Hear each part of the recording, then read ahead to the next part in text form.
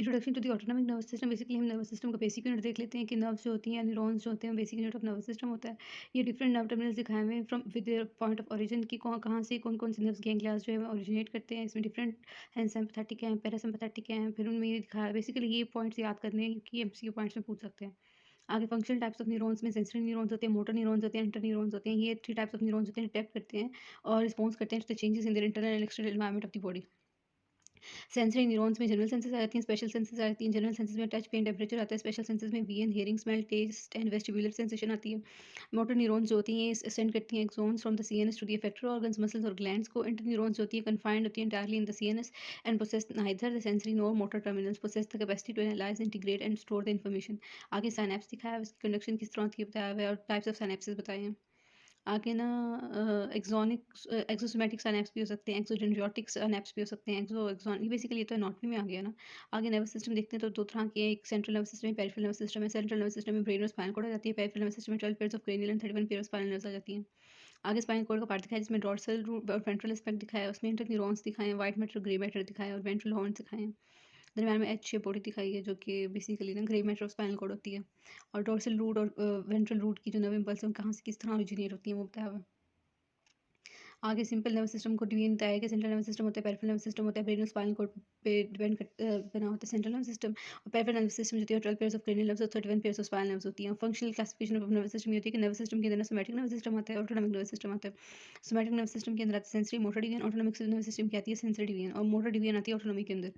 Basically इसके अंदर sympathetic autonomic nervous system आ जाता है, पैरासिम्पैथेटिक ऑटोनॉमिक नर्वस सिस्टम आ जाता है और एंटेरिक नर्वस सिस्टम आ जाता है। फिर आगे ऑटोनॉमिक नर्वस सिस्टम दिखाया है जिसमें एएनएस, विज़ुअल और वेस्टिब्युलर बेसिकली इसे वेजिटेटिव और इनवॉलंटरी भी कहते हैं। इसमें एरियाज ऑफ सीएनएस और पीएनएस होते हैं जो कंट्रोल करते हैं, रेगुलेट करते हैं, ट्रांसफर करते हैं कमांड्स को related to their involuntary functions of the body called the autonomic nervous system. Autonomic nervous system जो है primary regulator of the constancy of the internal environment of the organism होता है। Basically आगे बताया है कि what is the sympathetic and parasympathetic nervous system. जो basically ना ये एनाटॉमिकली डेजिग्नेशन कहा गया है जिस तरह ना बेसिकली किस तरह के टाइप्स ऑफ नर्व ट्रांसमीटर्स जो हैं केमिकली रिलीज होते हैं नर्व टर्मिनल्स, उस तरह एक्साइटेटरी कौन से हैं, इनहिबिटरी कब होते हैं, तो उस बेस पे से डिवाइड किया। अब सिम्पैथेटिक नर्वस सिस्टम जो होती है ना बेसिकली ये जो होती है थ्रैकोलम्बोसैक्रल आउटफ्लो से ओरिजिनेट करती है T1 टू L2 तक और L2 L3 सेगमेंट तक और S2 S3 और S4 सेगमेंट से फ्रॉम द सैक्रल प्लेक्सिस।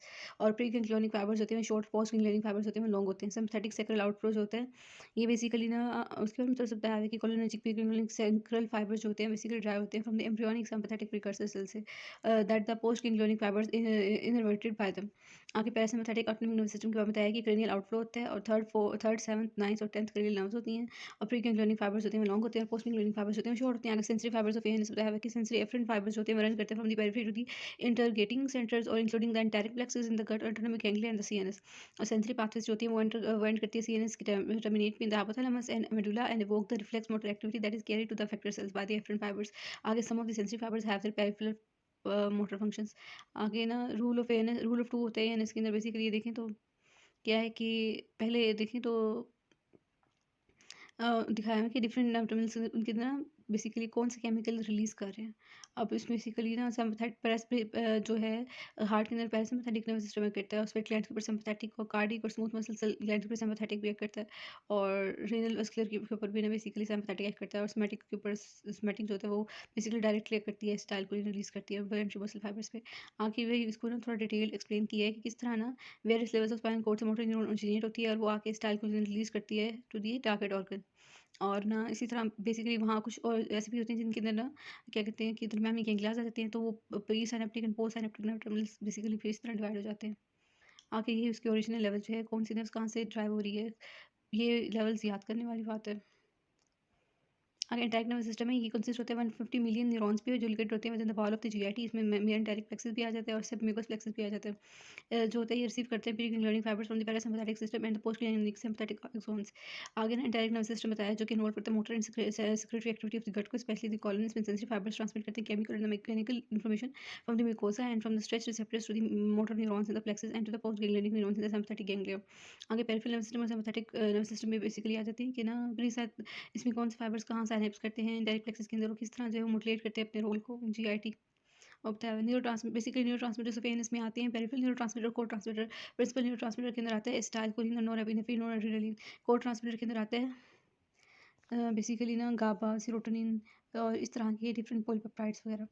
आगे हमारा जो न्यूरोट्रांसमीटर किस तरह फंक्शन करते हैं, पहले सिंथेसाइज़ होते हैं, फिर स्टोर होते हैं, फिर रिलीज़ होते हैं, फिर जो होते हैं वो टर्मिनल के ऊपर जाके एक्ट करते हैं और रिसेप्टर के ऊपर अपना इफेक्ट शो करते हैं। अब सब्सटेंसेस और उनकी फंक्शन बताएं, जैसे कि एसिटाइलकोलिन जो है वो एएनएस गैंग्लिया के अंदर एक्ट करता है और सोमैटिक मस्कुलर जंक्शन पे एक्ट करता है, और parasympathetic post ganglionic nerve endings पे होता है, और ये प्राइमरी एक्साइटेटरी ट्रांसमीटर है to the smooth muscle and the secretory cells in the ENS. Basically major neuron to neuron transmitter है इन द ईएनएस। फिर बेसिकली एटीपी के बारे में बताया कि ये ना बेसिकली कोड ट्रांसपोर्टर के तौर पे एक्ट करता है। फिर बताया है कि calcium gene related peptides calcium gene related peptides के बताया कि पी सब्सटेंस के अंदर होते हैं द कार्डियोवास्कुलर सेंसिटिव फाइबर्स, और बेसिकली ना skeletal motor fibres in the ENS neurons और इंटरन्यूरॉन्स। फिर होता है कोलिसिस्टोकाइनिन, ये एक्ट करता है as a co transmitter in some excitatory neurotransmitter. और फिर डोपामिन के बारे में बताया कि modulatory transmitter in some ganglia and the ENS. Basically फिर आगे इसी तरह डिफरेंस के बारे में बताया, डिफरेंट कुछ और एग्जांपल्स भी दी हुई हैं। आगे ना हम देख लें type of nerve fibres, specifically इसमें आ जाते हैं कोलिनर्जिक होते हैं, एड्रेनर्जिक होते हैं, नोर एड्रेनर्जिक होते हैं, डोपामिनर्जिक होते हैं, और नाइट्रोजनर्जिक होते हैं, वेप्रिनर्जिक होते हैं, और नोर एड्रेनर्जिक होते हैं। Cholinergic type nerve fibres कौन से होते हैं? ये वो pre ganglionic post ganglionic nerve fibres, pre ganglionic parasympathetic nerve fibres होते हैं, जो कि पोस्ट गैंग्लियोनिक पैरासिम्पैथिक फाइबर्स जो होते हैं उनमें से बेसिकली क्या होता है, ये ना अपने अंदर क्या करते हैं, सब फाइबर्स क्रिएट कर देते हैं, नाइट्रस ऑक्साइड को और पेप्टाइड्स को। ये pre ganglionic sympathetic nerve fibres होते हैं बेसिकली, और ना post ganglionic sympathetic nerve fibres होते हैं सेल ग्लैंड्स पे जाके करते हैं। Post ganglionic sympathetic nerve fibres होते हैं smooth muscles of skeletal muscle blood vessels पे करते हैं, also somatic motor fibres motor nerve fibres पे भी। नोरेडर्जिक एड्रेनर्जिक नर्व फाइबर्स होते हैं, ये नर्व फाइबर्स होते हैं सिंथेसाइज करते हैं, रिलीज करते हैं नोरेड्रेनालिन को, इसे नोरेडर्जिक कहते हैं। और post ganglionic sympathetic nerve fibres जो होते हैं बेसिकली वो साइड ग्लैंड्स पे करते हैं, स्मूथ मसल्स और स्केलेटल मसल ब्लड वेसल्स पे, स्मूथ मसल्स और रेनल ब्लड वेसल्स पे। और डोपामिनर्जिक नर्व फाइबर्स वो होते हैं जो कि ना सिंथेसाइज रिलीज करते हैं डोपामिन को, और डोपामिनर्जिक और post ganglionic sympathetic nerve fibres होते हैं ये to the renal vascular smooth muscles पे। आगे नाइट्रोजिक और पेप्टिडर्जिक नर्व फाइबर्स के बारे में बताया कि ये नर्व फाइबर्स जो होते हैं सिंथेसाइज और रिलीज करते हैं नाइट्रिक ऑक्साइड्स को, पेप्टाइड्स को, called as the nitrergic and peptidergic respectively. फिर से बताया कि significant numbers of parasympathetic post ganglionic neurons जो होते हैं नाइट्रिक ऑक्साइड और पेप्टाइड्स को यूज करते हैं as a primary transmitter for the और एज अ को ट्रांसमीटर। आगे कोलिनर्जिक नर्व्स जो होती हैं वो इनर्वेट कर देती हैं ब्लड वेसल्स को, appear to activate and synthesise the nitric oxide in the muscular smooth muscles, muscular endothelium के अंदर। और noradrenergic non cholinergic nerve fibres जो होते हैं ये ना तो सिक्रेट करते हैं और ना ही रिलीज करते हैं बेसिकली स्टाइलकोलिन को और नॉरएपिनेफ्रिन को। तो इन्हें हम नैंक फाइबर्स भी कह सकते हैं। ऑटोनॉमिक फाइबर्स जो होते हैं जो smooth muscles of the renal blood vessels वो बेसिकली एड्रेनर्जिक डोपामिनर्जिक भी होते हैं, और जो पोस्ट गैंग्लियोनिक सिम्पैथेटिक होंगे वो नोर एड्रेनर्जिक फाइबर्स होंगे, जो पोस्ट गैंग्लियोनिक सिम्पैथेटिक होंगे वो डोपामिनर्जिक फाइबर्स होंगे। Blood vessels have the no parasympathetic supply, but they do have the M3 type of cholinoceptors parasympathetic receptors. आगे autonomic fibres to the smooth muscles of the skeletal muscle blood vessels में noradrenergic होते हैं, cholinergic होते हैं। Blood vessels have no parasympathetic supply, but they have a M3 type of cholinergic fibers। फिर autonomic fibers में sweat glands पे alpha और M3 receptors होते हैं। अल्फा जो होते हैं बेसिकली ये पाम्स और सोल्स पे लोकेटेड होते हैं, ये एपिग्लैंड ग्लैंड से स्वेट रिलीज करते हैं बेसिकली, थर्मोरेगुलेटरी होते हैं और एड्रेनर्जिक स्वेटिंग कराते हैं। और ना बेसिकली जो M3 होते हैं वो जनरल सेक्रेशन कराते हैं स्वेटिंग की, भी आते हैं एक्रियाइन ग्लैंड्स। ऑटोनॉमिक रिसेप्टर्स के पास बेसिक क्लासिफिकेशन है, ये कोलिन रिसेप्टर्स होते हैं, एड्रेनल रिसेप्टर्स होते हैं, डोपामिन रिसेप्टर्स होते हैं। आगे कोलिन रिसेप्टर्स जो होते हैं वो दो तरह के होते हैं, मस्कुलिनिक टाइप कोलिन रिसेप्टर्स और निकोटिनिक टाइप कोलिन रिसेप्टर्स। आगे muscarinic and nicotinic choline receptors में स्टाइलकोलिन के डिफरेंट रिसेप्टर्स दिखाएंगे किस तरह के पे बेसिकली टारगेट पे आगे अटैक करेंगे, बट टारगेट रिसेप्टर के ऊपर किस तरह करते हैं। आगे मस्कुलिनिक टाइप की जो हम बेसिकली क्लासिफिकेशन देखें तो कोलिन रिसेप्टर्स होते हैं वो मस्कुलिनिक टाइप कोलिन रिसेप्टर्स भी होते हैं, निकोटिनिक टाइप कोलिन रिसेप्टर्स भी होते हैं। Muscarinic type choline receptors M1 M2 M3 आता है, और बेसिकली M3 बेसिकली ना ओड नंबर जो है एक्साइटेटरी हैं, M1 M3 और M5, और जो इवन नंबर है ना M2 M4 ये इनहिबिटरी हैं। निकोटिनिक टाइप कोलिन रिसेप्टर्स होते हैं वो बेसिकली न्यूरॉन टर्मिनल पे एक्ट करते हैं मसल से भी, तो एन से हम रिप्रेजेंट करते हैं। आगे निकोटिनिक टाइप जो कोलिन रिसेप्टर्स होते हैं वो मस्कुलिनिक टाइप होते हैं, जो कि फंक्शनली हम क्लासिफाई करें, और निकोटिनिक टाइप कोलिन रिसेप्टर्स होते हैं जो कि लोकेशन की बेस पे क्लासिफाई करते हैं। जो फंक्शन की टाइप बेस पे क्लासिफाई करते हैं वो एक्साइटेटरी होते हैं, M1 M3 और M4, जो और इनहिबिटरी होते हैं M2 और M4, जो होते हैं लोकेशन की बेस पे। और निकोटिनिक नर्व टर्मिनल्स पे एक्ट करते हैं वो NN होते हैं, और निकोटिनिक मसल टर्मिनल पे एक्ट करते हैं NM होते हैं। नॉर एड्रेनल रिसेप्टर्स जो होते हैं वो बेसिकली अल्फा बीटा रिसेप्टर्स होते हैं, अल्फा 1 अल्फा 2, बेसिकली अल्फा 1 में अल्फा 1 ए अल्फा 1 बी और अल्फा 1 डी आते हैं, अल्फा 2 में आते हैं alpha 2 A alpha 2 B alpha 2 C. Beta receptors beta 1 receptor beta 2 receptor beta 3 receptor dopamine receptors में आती हैं D1 से D5 तक, जो बेसिकली है ना D1 और D5 उनको हम D1 लाइक कहते हैं, जो D2 D3 और D4 D2 लाइक। आगे भी डिस्ट्रीब्यूशन दिखाई हुई है किस तरह M1 जो होता है वो बेसिकली न्यूरॉन्स और सम प्री सिनेप्टिक साइट्स पे करता है। M2 जो होता है मायोकार्डियम स्मूथ मसल और सम प्री सिनेप्टिक साइट्स पे करता है। M3 जो होता है वो एक्सोक्राइन ग्लैंड्स पे और वेसल्स पे और सीएनएस न्यूरॉन्स पे करता है। और M4 जो होता है वो सीएनएस न्यूरॉन्स पे पॉसिबली वेगल नर्व एंडिंग्स पे। M5 जो होता है मस्कुलर एंडोथेलियम पे specially cerebral vessel CNS neurons. NM जो होता है पोस्ट गैंग्लियोनिक नर्व्स पे इस तरह ना। और जो NM होता है ना बेसिकली निकोटिनिक होते हैं दोनों NN और NM, स्केलेटल मसल पे और न्यूरोमस्कुलर एंड प्लेट्स पे करता है। डिस्ट्रीब्यूशन होती है नॉर एड्रेनल रिसेप्टर्स जो होते हैं वो अल्फा और बीटा में होती है, alpha 1 alpha 2 beta 1 beta 2 beta 3। Alpha 1 जो होते हैं पोस्ट सिनेप्टिक इफेक्टर सेल्स होते हैं स्पेशली स्मूथ मसल्स में। अल्फा 2 जो होते हैं प्री सिनेप्टिक एड्रेनल टर्मिनल्स होते हैं प्लेटलेट्स लिपोसाइट्स और स्मूथ मसल इफेक्ट करते हैं। बीटा 1 जो होते हैं पोस्ट सिनेप्टिक इफेक्टर सेल्स होते हैं बेसिकली स्पेशली हार्ट और लिपोसाइट्स में होते हैं ब्रेन पे होते हैं। बीटा 2 जो होते हैं पोस्ट सिनेप्टिक इफेक्टर सेल्स होते हैं specially smooth muscle and the cardiac muscles. Beta 3 जो होती हैं पोस्ट सिनेप्टिक इफेक्टर सेल्स होते हैं स्पेशली द लिपोसाइट्स। अगर डिस्ट्रीब्यूशन ऑफ डोपामीन रिसेप्टर्स दिखाए जैसे D1 D2 और D3 और D4 D1 जो होते हैं ब्रेन पे अफेक्टेड टिश्यू पे स्पेशली स्मूथ मसल पे ब्लड वेसल और बेसिकली D2 जो होते हैं ब्रेन अफेक्टेड टिश्यू पे स्पेशली स्मूथ मसल पे प्री सिनेप्टिक नर्व टनल्स पे। D3 जो होते हैं वो ब्रेन पे और D4 जो होते हैं वो ब्रेन और कार्डियोवैस्कुलर पे एक्ट करते हैं सीरियस सिस्टम पे एक्ट करते हैं। अब ये कुछ एग्जांपल्स दिए जिस तरह ना कि कौन से ऑर्गन पे ना कौन सा सिम्पैथेटिक इफेक्ट होता है किस चीज़ का पैरासिम्पैथेटिक इफेक्ट एक्टिविटी होती है ये बेसिकली भी लर्न कर रहे हैं बुक में टेबल गिवन है बेसिकली ना कि आई कैरोटिड मसल्स होते हैं वो कॉन्ट्रैक्ट करते हैं सिम्पैथेटिक एक्टिविटी और सिलियरी मसल्स होते हैं वो रिलैक्स करते हैं और सिमिलरली ना पैरासिम्पैथेटिक पे भी आर्टिस के सर्कुलर मसल्स होते हैं कॉन्ट्रैक्ट करते हैं और सिलियरी मसल्स भी कॉन्ट्रैक्ट करते हैं। हार्ट पे क्या होता है कि ऐसे नोड पे जो होता है एक्सेलरेट कर जाता है और कौन से रिसेप्टर्स इन्वॉल्व होते हैं ये भी बताया होगा। ये बुक में टेबल गिवन है तो वहाँ से लर्न कर लीजिएगा। आगे कोलिनर्जिक ट्रांसमिशन बताइए जैसे सेंसेस स्टोरेज रिलीज और ट्रांसमिशन और रिसेप्टर इफेक्ट्स क्या है बेसिकली किस तरह जो है स्टाइल कोलिन बनता है बेसिकली बुक में ये डायग्राम की बना है जिसमें क्या होता है कि ना अब हम देखिए जो स्टाइल कोलिन कोलिन के साथ मिलकर ना स्टाइल कोलिन बना रहे हैं और वहाँ पे जो है choline acetyltransferase enzyme act कर रहा है। उससे पहले क्या होता है कि बाहर दिखाया हुआ है कि किस तरह एक्सोन से जो है ये सब रिलीज हो रहे हैं स्टाइल कोलिन स्टाइल को किस तरह है कोलिन जो है वो आउटसाइड से किस तरह जो है वो कोलिन ट्रांसपोर्टर्स के थ्रू जो है वो मूव कर रहे हैं नर्व टर्मिनल के अंदर बेसिकली ना साथ साथ इनके ना जिसने दिखाया कि हेमिकोलिन है इसका इनहिबिटरी इफेक्ट है ये ना बेसिकली कोलिन की जो है वो ट्रांसपोर्ट को इनहिबिट करेगा। लेकिन जरा सोडियम और कोलिन जो है को ट्रांसपोर्ट के थ्रू अंदर मूव आउट कर रहे हैं फिर जो है वो कोलिन एसाइल ट्रांसफरेज जो है वो कर रहा है। फिर इसके बाद क्या होता है कि वीएटी जो है एक स्पेशल ट्रांसपोर्टर है जो कि एसाइल कोलिन को जो है वो वेसिकल्स के अंदर लेके आ रहा है। वेस्टाइल कोलिन जो है वो वेसिकल अंदर स्टोर होती जा रही है और एटीपी जो है वो बेसिकली वेसिकल से मूव आउट होकर बाहर आ गई। अब एटीपी क्या कहते हैं कि एसाइल कोलिन जब रिलीज हो जाएगी तो फिर इतना बेसिकली डिफरेंट दिखाया हुआ है कि डिफरेंट टारगेट रिसेप्टर्स के ऊपर ना डिफरेंट टारगेट्स दिए हुए हैं जितना एसाइल कोलिन डिफरेंट एंजाइम्स जैसे पोस्ट सिनेप्टिक सेल्स पे ना देखिए तो एसाइल कोलिन एस्टरेसेस होती हैं कोलिन रिसेप्टर्स होते हैं और अदर रिसेप्टर्स होते हैं। अब ना कोलिन आके ना एसाइल कोलिन रिसेप्टर से बाइंड कर जाती है और फिर ना बेसिकली क्या होता है कि कोलिन और स्टेट के अंदर ना वापस से जो है रिकन्वर्ट हो जाती है।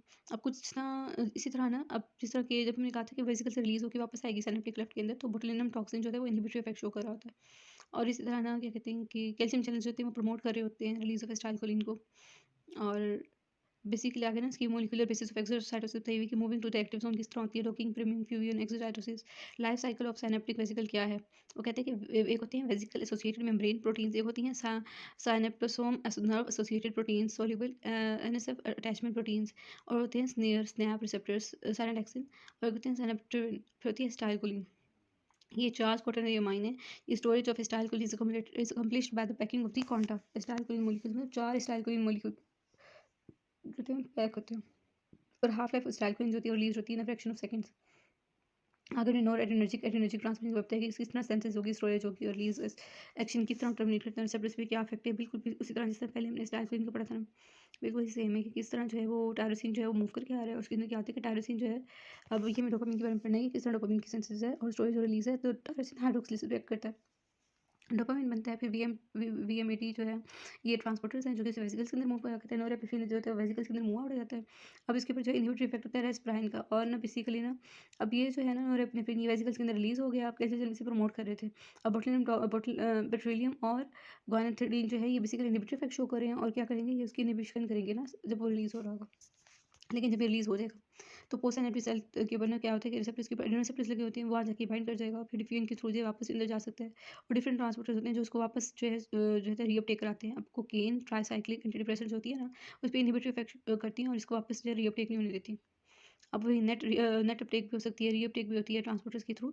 तो क्या होता है कि इनडायरेक्टली ना एक्टिंग और मिक्स एक्शन मेथाडोमिमेटिक्स जो होते हैं जैसे टायरामीन एम्फेटामीन्स और एफेड्रिन के जो होते हैं रिलीज होते हैं बेसिकली स्टोर ट्रांसपोर्टर्स होते हैं फ्रॉम नॉरएड्रेनर्जिक नर्व एंडिंग्स और कैल्शियम इंडिपेंडेंट प्रोसेस करती हैं ये जो होती हैं पूर अब ये ड्रग्स जो है ना ये पूर होती हैं against the at the adrenal receptors but they are excellent substrates for the monoamine transporters वगैरह। फिर कैटेकोलामिन्स के बताया है कि बेसिकली नेचुरल होते हैं सिंथेटिक होते हैं नेचुरल के अंदर एपिनेफ्रिन नोरेपिनेफ्रिन डोपामिन आते हैं सिंथेटिक के अंदर विटामिन आइसोप्रोटेरिनोल और आइसोप्रोटेरिनोल और प्रेनिलिन आते हैं। कैटेकोलामिन्स होते हैं इसके कैटेकोल रिंग होता है बेसिकली और ये मोनोमाइन न्यूरोट्रांसमीटर होते हैं ऑर्गेनिक कंपाउंड्स होते हैं और जो बेसिकली इसके साथ में 2 हाइड्रोक्सिल ग्रुप्स आते हैं। फिर नेचुरल सिंथेटिक कैटेकोलामिन्स भी आ जाते हैं जिसमें एपिनेफ्रिन नोरेपिनेफ्रिन विटामिन आइसोप्रोटेरिनोल और डोपामिन आ जाते हैं। अब बताया भी कि किस तरह जो है वो टायरोसिन जो है वो अब हमने ना कैटेकोलामिन्स की सेंसेस देखते हैं ना कि टायरोसिन जो होता है बेसिकली ये टायरोसिन 3 मोनोमाइन ऑक्सीजनेज पैक करता है और बेसिकली इसको क्या कर देता है कि डोपामिन कन्वर्ट कर देता है। अब उसमें जो है वो डीकार्बोक्सिलेशन हो जाती है तो डोपामिन जो होती है वो डोपा जो है वो डोपामिन बन जाता है। अब डोपामिन बीटा हाइड्रोक्सिलेज करके बेसिकली उसको क्या करता है कि नोरेपेनेफ्रिन में चेंज कर देता है। फिर होते हैं फेनाइल एथेनॉल अमाइन जो है एन मिथाइल ट्रांसफरेजेस उसको एपिनेफ्रिन के अंदर कन्वर्ट कर देते हैं। अब हमने वही देखा किस तरह एपिनेफ्रिन जो है वो डिफरेंट कैटेकोलामिन्स एक दूसरे के अंदर किस तरह इंटरएक्सचेंज हो रहे हैं। अगर टर्मिनेशन ऑफ दी नोरेडीनर्जिक ट्रांसमिशन में reuptake into the neuron terminals होती हैं विया द नोरेपिनेफ्रिन ट्रांसपोर्टर्स और द सिंपल ल्यूकेन होती है। फिर रोल ऑफ मोनोमाइन ऑक्सीडेसेस और सीएमटी होते हैं। बेसिकली मोनोमाइन ऑक्सीडेसेस जो होती हैं ए और बी दो तरह की होते हैं और कैटिकोलामाइन बेसिकली कैटिकोल ओ मिथाइल ट्रांसफरेसेस भी होती हैं। अब 85% जो होती है नोरेपिनेफ्रिन वो रीअपटेक हो जाती है। 5% जो होती है वो एक्सटर्नल टिश्यू के थ्रू जो होती है टेकन अप हो जाती है। 8% जो है डिफ्यूज हो जाती है सर्कुलेशन के अंदर। 70% जो है ना नोरेपिनेफ्रिन वो बेसिकली स्टोरेज वेसिकल्स के अंदर रह जाती है और रेस्ट जो होती है मेटाबोलाइज होती है। अब नोरेडिनर्जिक जो होते हैं कोलिनर्जिक ट्रांसमिशन जो है इसमें functional organisation of the autonomic nervous system देखें तो control regulation of the autonomic activity होती है। नेगेटिव फीडबैक कंट्रोल होते हैं, पॉजिटिव फीडबैक कंट्रोल होते हैं, ऑटो रिसेप्टर्स होते हैं और हेटेरो रिसेप्टर्स होते हैं। एएनएस फंक्शन रेगुलेशन करती है। सीएनएस सेंट्रल इंटीग्रेशन के through integration of the CS function pre synaptic regulation post synaptic regulation. अब सेंट्रल इंटीग्रेशन के अंदर क्या होता है कि 28 लेवल्स क्या होते हैं मिड ब्रेन और मिडिल पर दो डिवीजन होती हैं एएनएस की और एंडोक्राइन सिस्टम की इंटीग्रेटेड होते हैं चीज़ें और सेंसरी इनपुट भी और किस तरह जो है वो हायर सेंटर से जो है एक सेरेब्रल कॉर्टेक्स से जो है आके कोऑर्डिनेशन कराने अगर इंटीग्रेशन दिखाया हुआ है कि सीवीएस के साथ भी करती है। ऑटोनॉमिक और हार्मोनल कंट्रोल ऑफ सीवीएस जो है वो बेसिकली डायग्राम के थ्रू बताया हुआ है किस तरह जो है हार्मोनल फीडबैक मैकेनिज्म होता है एक तरह ऑटोनॉमिक फीडबैक लूप होती है। अब जो है बेसिकली किस तरह जो है वो ब्लड प्रेशर को मेंटेन कर रहे हैं कि ना बेसिकली जब मेन आर्टरी प्रेशराइज करते हैं तो क्या करते हैं वेरोसिपिटल रिलीज होती है और वैसे मोटर सेंटर पे जाकर करते हैं सिंपैथेटिक नर्वस सिस्टम जो है उसको वो बेसिकली इंक्रीज करा रहे हैं हार्ट रेट बढ़ जाता है। लेकिन पैरासिम्पैथेटिक ऑटोनॉमिक नर्वस सिस्टम जब एक्ट करेंगे तो हार्ट रेट डिक्रीज करा देगा। इस तरह कार्डियक आउटपुट को कंट्रोल करके स्ट्रोक वॉल्यूम और वेरियस रिटर्न को कंट्रोल करके बेसिकली जो है ब्लड प्रेशर को कम किया जा सकता है। आगे प्री सिनेप्टिक रेगुलेशन है जिसमें नेगेटिव फीडबैक है, पॉजिटिव फीडबैक है, ऑटो रिसेप्टर्स है, हेटेरो रिसेप्टर्स है। Negative feedback of norepinephrine release विया दी ए2 अल्फा ऑटो रिसेप्टर्स में बेसिकली क्या होता है कि बेसिकली जब नॉरएपिनेफ्रिन रिलीज होती है तो डिफरेंट जो है उसकी जो रीअपटेक के लिए डिफरेंट जो है ट्रांसपोर्टर्स होती हैं। एक होती है नेट अपटेक जो बेसिकली इसके अंदर जो फिर दूसरा करती है अल्फा टू रिसेप्टर्स के थ्रू और एटी1 और एम रिसेप्टर्स के थ्रू ये नेगेटिव फीडबैक शो करती है एज अल्फा टू रिसेप्टर्स और बीटा रिसेप्टर्स के भी जाकर नॉरएपिनेफ्रिन बाइंड कर जाती है तो कार्डियक मसल्स और सेल पैक करती है ऐसे नोट पैक करती है। आगे दिखाया है कि ना positive feedback of norepinephrine release होती है विया द बीटा ऑटो रिसेप्टर्स। इसमें क्या होता है कि ना नॉरएपिनेफ्रिन जो होती है बीटा ऑटो रिसेप्टर्स पैक करती है, पॉजिटिव फीडबैक होती है एज द बीटा रिसेप्टर्स।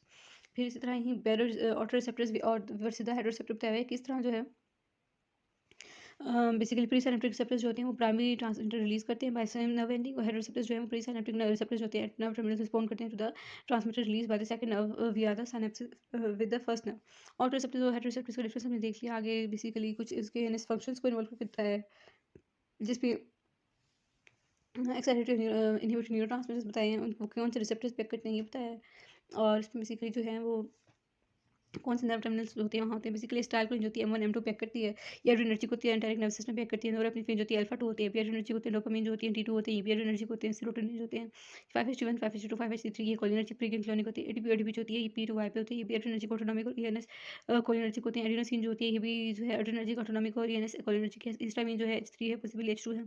ये H3 टाइप होती है आइडेंटिफाइड होती है CNS एड्रेनर्जिक और फिर एनकेफेलिन की बात है कि डेल्टा पैक करती है और एड्रेनर्जिक और ENS कोलिनर्जिक होती है। आगे न्यूरोपेप्टाइड्स की बात है कि Y1 और Y2 पैक करते हैं और एड्रेनर्जिक होते हैं सम कोलिनर्जिक भी होते हैं और प्रोस्टाग्लैंडिन्स के बारे में बताया कि AP3 पैक करती है और बेसिकली एड्रेनर्जिक होती है। एक्साइटेटिव इफेक्ट में एपिनेफ्रिन आती है बीटा 2 पैक करती है एड्रेनर्जिक होती है सम मोटर कोलिनर्जिक भी होते हैं। एसिटाइलकोलाइन जो होती है एंटरमिनल्स पैक करती है सोमैटिक मोटर कोलिनर्जिक होती है एंजियोटेंसिन जो होती है AT1 पैक करती है एड्रेनर्जिक होती है। आगे control of the autonomic function होती है विया the auto receptors and hetero receptors की तरह जो है जो ऑटो रिसेप्टर पैक करके इनहिबिशन ऑफ नोरेपिनेफ्रिन हो जाती है और बेसिकली हेटेरो रिसेप्टर्स जो होते हैं इनहिबिशन ऑफ एसिटाइलकोलाइन करके रिलीज को करा देते हैं। आगे कुछ बताया है कि जैसे कि पोस्ट क्लिनिक रेगुलेशन भी स्ट्रॉन्ग होती है रेगुलेशन रिसेप्टर रेगुलेशन होती है और रिसेप्टर डाउन रेगुलेशन भी होती है रिसेप्टर सपर सेंसिटिविटी भी होती है एक्साइटेटिव पोस्ट सिनेप्टिक पोटेंशियल भी होता है और इनहिबिटरी पोस्ट सिनेप्टिक पोटेंशियल भी होता है। पोस्ट सिनेप्टिक रेगुलेशन जो होती है ये बेसिकली किस तरह होती है अप रेगुलेशन और डाउन रेगुलेशन होती है in response to the decrease और increase in the activation respectively of the receptor. जिस तरह हम बताया है कि extreme form of up regulation होती है after the denervation of the tissue resulting in the degeneration super sensitivity of the tissue to activators of the receptor site. आगे उसकी सर्जिकल और ट्रोमेटिक डिनर्वेशन भी हो जाती है जिसके बाद रिस्पॉन्स शो नहीं कर रहा होता। फिर पोस्ट साइनेप्टिक रेगुलेशन है जिसमें फार्माकोलॉजिकल सुपर सेंसिटिविटी हुई है कि क्या होता है कि ये डिनर्वेशन सुपर सेंसिटिविटी होती है ये ऑटोनॉमिक फाइबर्स के अंदर होती है ऑटोनॉमिक इफेक्ट्स के अंदर होती है बेसिकली। और बेसिकली आगे एग्जांपल्स दिए कि prolong administration of large doses of aspirin और नोरेपिनेफ्रिन देती है ना जब तो क्या होता है कि इस वजह से क्या होता है कि सेंसिटिविटी बढ़ जाती है स्मूथ मसल की और कार्डियक मसल के इफेक्टर साइड्स पे। आगे मोटिलेशन बताई हुई है कि किस तरह जो है प्राइमरी ट्रांसमिटर रिसेप्टर इवेंट्स होते हैं बाय इवेंट वो by transmitter in the ganglionic cells excited inhibitory postsynaptic potential बताए हुए इन द ऑटोनॉमिक गैंग्लियम। आगे जो है रिलेशनशिप बताया कि बेसिकली किस तरह वार्म वाटर शोर का फिनोमेना का एग्जांपल एक्सप्लेन किया कि हो किस तरह हॉट वाटर कोल्ड वाटर के थ्रू जो है हमारे सिंपैथेटिक और पैरासिम्पैथेटिक जो है नर्वस सिस्टम एक्टिवेट हो रहे हैं।